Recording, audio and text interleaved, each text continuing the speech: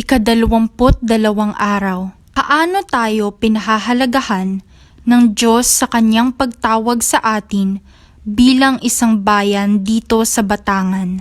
Sagot, hango sa aral ng Batanggenyo. Kasama rin sa pinahahalagahan ng Panginoon ang ating mga tungkulin, pananagutan at mga kakayahan. May paggagamitan ng Diyos sa ating munting kakayahan. Hamon sa pamilyang Batanggenyo. Ialay natin ang ating mga gawa sa ating Panginoon. Salita ng Diyos. Ayon sa unang sulat kay Pedro, 2 kabanata sa 9 na talata.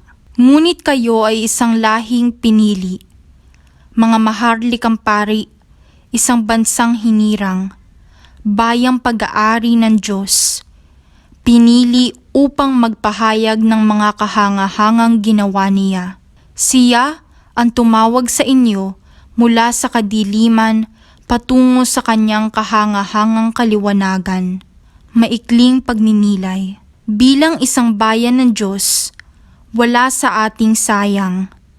Ang munti nating kontribusyon ay kayang papagyamanin ng Diyos basta't ito'y iaalay ng may pagmamahal. Turo ng simbahan.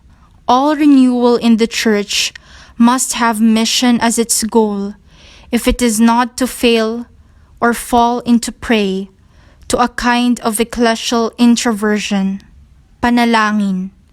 Panginoon, napakaliit lamang ng aking kayang iambag para sa malaking pangangailangan ng iyong bayan. Basbasan mo po ang mga ito upang makatugon sa mga nangangailangan. Amen.